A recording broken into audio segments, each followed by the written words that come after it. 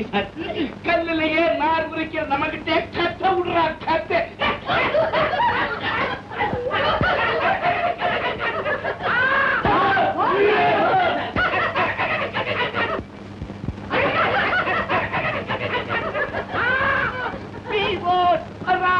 நான் வரதுதான். ஆமா, நீங்க எல்லாம் சேர்ந்து எங்க இங்க வந்திருக்கீங்க? இங்க போஸ்ட்மேன் இருந்தாரு எங்க? அதுதான் உங்க வழக்கமாச்சு. அதையா நான் கேட்டேன்?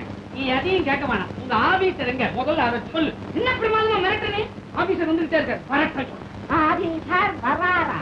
என்ன உங்க பாட்டனா வருவாரு? வெளியில எட்டிப்பாரு, அப்ப தெரியும்.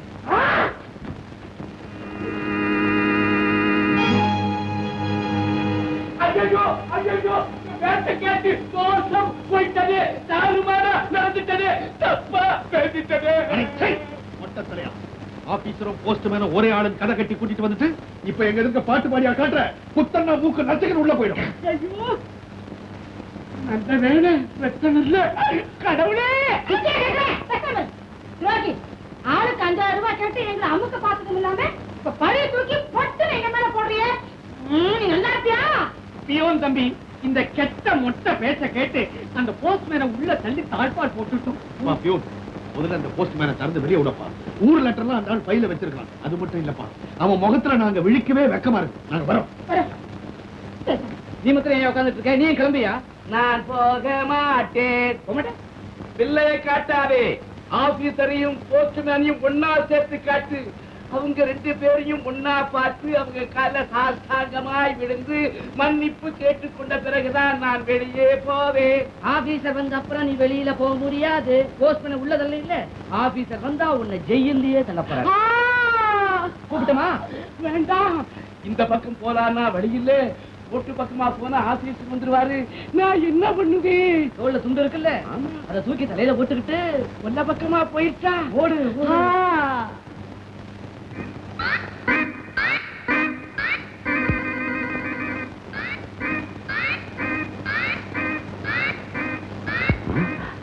இது ஒரு கதவு இருக்குது.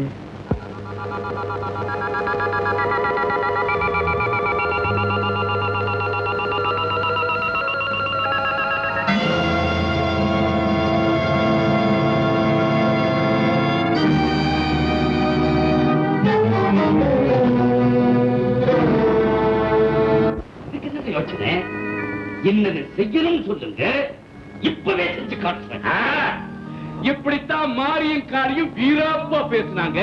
இப்ப 2 பேரும் எங்க இருக்காங்கன்னே தெரியல. இந்த பக்கிரி அணுங்காட்டுனரை சொல்லாதே, செய். முதல்ல அவன் யாரு என்னங்கிறத கண்டுபிடி. இது என்னங்க பெரிய விஷயம்? அவன் ஜாதகத்தையே கொண்டு வந்து சேர்க்கிறேன். எதை சேர்ப்பியோ, எப்படி சேர்ப்பியோ, முதல்ல அதை செய்.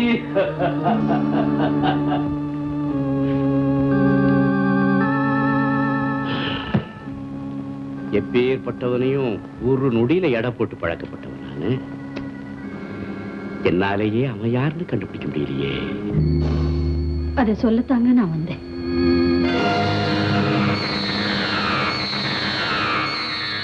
யார் நீ? உண்மையாவே என்ன யாருன்னு தெரியலீங்களா? உங்க மனைவியை நீங்க மறந்தாலும் என் கணவரை என்னால மறக்க முடியலீங்க. எனக்கு மனைவியோ மகனோ இல்லன்னு ஆகி 25 வருஷம் ஆச்சு. இடம் மாறி வந்திருக்கிற, போயிடு. நீங்க தான் தடம் மாறி பேசுறீங்க. நான் இங்க வந்தது எனக்காக இல்லைங்க, உங்களுக்காகத்தான். அப்போ அன்னைக்கு வீட்டை விட்டு ஓடி போனது அதுவும் உங்களுக்காகத்தான். 25 வருஷமா இல்லாத அக்கறை இப்ப திடீர்னு எங்க இருந்து வந்துச்சு? பிழைக்க வழி இல்ல, பிச்சை கேட்க வந்திருக்க. இல்லைங்க, இதுவரைக்கும் நீங்க செஞ்ச பாவத்துல பங்கு கொள்ளத்தான் வந்திருக்கேன். அப்போ நான் புண்ணியமே செய்யலேன்னு சொல்லி காட்ட வந்தியா? நீங்க செஞ்ச புண்ணியம் தான் உங்களுக்கு மகனா பிறந்து கண்ணியத்தோடு வாடுறானே. அப்படின்னா என் விரோதிய வளர்த்து ஆளாக்கி என்ன வஞ்சந்திக்க வந்திருக்கிறியா? இல்லைங்க, வாழ்வழிக்க வந்திருக்கேன். இப்போ உங்க மகன் ஒரு போலீஸ் ஆபீசர். என்னடி பூச்சி காட்டுறியா? ஐயோ, புரியாம பேசுறீங்களே. உங்களை கைது செய்யணுங்கிற நோக்கத்தோட காலத்தை எதிர்பார்த்து காத்துக்கிட்டு இருக்காங்க.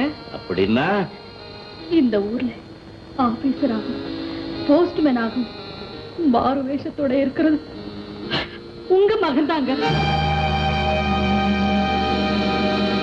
தயவு செய்து நான் சொல்றது கேளுங்க. இங்க இருந்து தப்பிச்சு எங்கேயாவது தலைமறைவா போயிடுங்க. பார்வதி, உன் அனாதையா விட்டுட்டா போ சொல்ற. மலை போல உங்க மகன் இருக்கு, நான் ஏங்க அனாதையாகிறேன்? இனிமே அந்த மலை இருக்காது, இருக்கவும் விட மாட்டேன். அதை வெடி வச்சு தூள் தூளாக்க போறேன். இன்னுமா உங்க அரக்க குணம் மாறல? மனித உருவத்துல இப்படி ஒரு மிருகத்தனமா? இனி ஆண்டவனே வந்தால்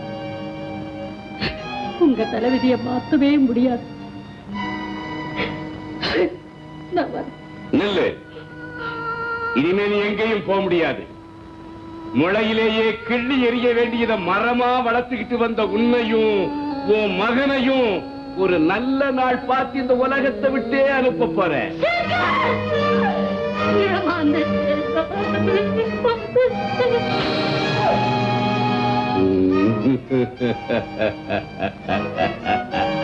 பக்கிரி, இதை எடுத்துக்கிட்டு போய் பழைய கடைகளை போடு. நீங்களா? என்ன விஷயம்? எல்லாம் பாசம் தாங்க. என்ன திடீர்னு பாசம்? எனக்கு எது வந்தாலும் திடீர்னு தாங்க வருது. சரி, விஷயத்தை சொல்லுங்க. பெத்த பிள்ளைகிட்ட விஷயத்த சொல்லாம வேற யாருகிட்ட சொல்ல போறேன்? என்ன வளர்றீங்க? கோபப்படாத. முதல்ல இத பாரு, அப்புறம் பேசு. அப்படியெல்லாம் சொல்லாதப்பா. பொண்டாட்டி புள்ளை எல்லாமே இருக்கும். உனக்கு தெரியல அந்த குடும்பம் என்ன பாடுபடுமோ. நான் தான் உங்க மகன்கிறது உங்களுக்கு எப்படி தெரியும்? சொந்த பந்தம் விட்டு போகுமா? உங்க அம்மா தான் என்ன தேடி ஓடி வந்தா. நடந்ததையெல்லாம் எடுத்து சொல்லி ஓர் அழுதா. மனைவியாச்சே, மனசு கேக்குமா? நானு அழுதேன். அந்த அளவுக்கு பாச உணர்ச்சி உள்ளவங்க எதுக்கு அம்மாவை அனாதமாய் விட்டுட்டு போகணும்? ஏதோ நடந்தது நடந்து போச்சு. புறப்படு வீட்டுக்கு. அங்கே உங்க அம்மா உனக்காக காத்துக்கிட்டு இருக்கிறா. என்ன பார்க்கணும்னா அவங்களை இங்க வந்து பார்க்க சொல்லுங்க. ஏப்பா, அதுவும் உன் வீடு தானே. உங்க மேல உள்ள குற்றச்சாட்டுகளுக்கு முடிவு தெரிகிற வரைக்கும் அந்த உறவு முறைக்கு இடம் கிடையாது. வயல்ல களை எடுக்கிறவன் மூலிகைங்கிறதுக்காக சும்மா விட்டுட்டு போயிட மாட்டான். அந்த மாதிரிதான் போலீஸும். நான் ஒரு போலீஸ் அதிகாரி. ஒரு போலீஸ் அதிகாரியா இருந்தா என்னப்பா? நீ புலிப்பால் குடிச்சா வளர்ந்த தாய்ப்பால் குடிச்சுட்டாங்க. பெத்தப்ப சொல்றப்பா, என் பேச்ச கேடு. எனக்காக இல்லைனாலும் உங்க அம்மாவுக்காக ஒரு தடவை வீட்டுக்கு வந்துட்டு போ. நான் சொல்றது கேடு. டேய் சோமாரி, ஏன்டா இப்படி போய் சொல்ற? ஒரு வேலை வெட்டி இல்லாம இப்படி திங்கிறியே, உடம்புல ஒட்டுதான். அது எங்க ஒட்டுது? நான் தான் அது கூட ஒட்டிட்டே இருக்கிறேன். கொண்டாந்து கொட்டுங்க. ஒட்டவ ஏண்டா சாப்பிடுறியா இல்ல அள்ளி மடியில கட்டிக்கிறியாடா? கொட்டின வரைக்கும் போதும், இடத்த காலி பண்ணு. சுத்தி காலி போட்டு முழுகணும். அம்மா எங்க? இங்க தானே இருந்தாங்க. எங்க போயிட்டாங்க? அங்க ரொம்ப நல்ல அம்மா தெரியுமா? காக்கா, வீட்டுக்குள்ளே பறக்காதா? பேன்ல அடிபட்டு செத்து போவ. நல்ல அம்மாவா? உனக்கு ஏதாவது இருக்கா? நான் நல்லவன் பேர் எடுக்க ஊருக்குள்ள எல்லாத்துக்கும் வார இறச்சிட்டு இருக்கேன். அவ வாய் நிறைய என்ன நல்ல அம்மான்னு சொல்றான்.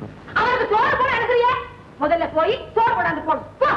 ஒருத்தர் நல்ல அம்மான்னு சொன்னா போதுமா? ஊர்ல இருக்கிறவங்க சொல்ல வேணாமா? ஊர்ல எல்லாரும் தான் பேசிக்கிறாங்க.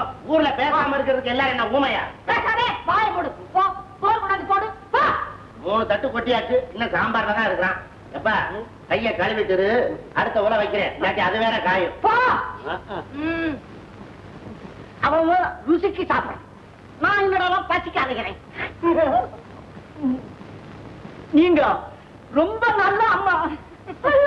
அது சரி, ஊருக்குள்ள எல்லாரும் என்னை பத்தி என்ன பேசிக்கிறாங்க சொல்லுங்க. சொல்லு.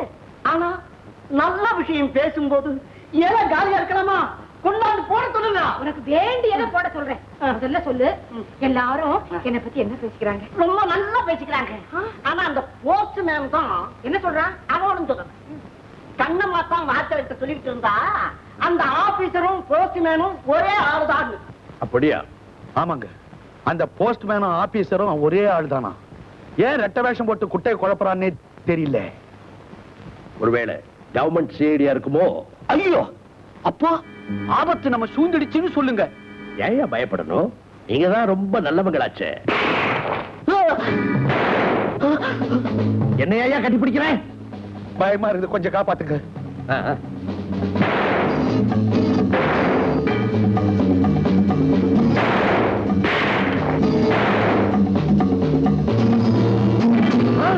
ராஜா சார், சுட்டது யார் தெரியுமா? போஸ்ட்மேன். போஸ்ட்மேன் நான் மட்டும் தான் பார்த்தேன், என் கண்ணால பார்த்தேன்.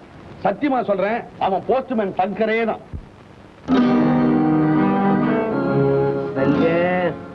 நீ ஒரு கொலைகாரன் கொள்ளக்காரன் கொட்டை எடுத்துற பேப்பர்ல வந்தாச்சு. இப்ப என்னதான் சொல்ல போற? உங்களுக்கு நெஞ்சில கொஞ்சம் கூட இறக்கமே இல்லையா? மனைவி மகங்கிற ஆசாபாசமே அடியோட அத்து போச்சு. மூடடி வாய்.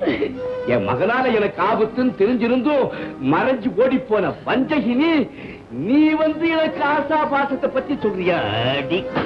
இறக்கத்தை இடம் அறிஞ்சு காட்டி இருக்கணும். அந்த வகையில நம்ம 2 பேருமே தவறிட்டோமா?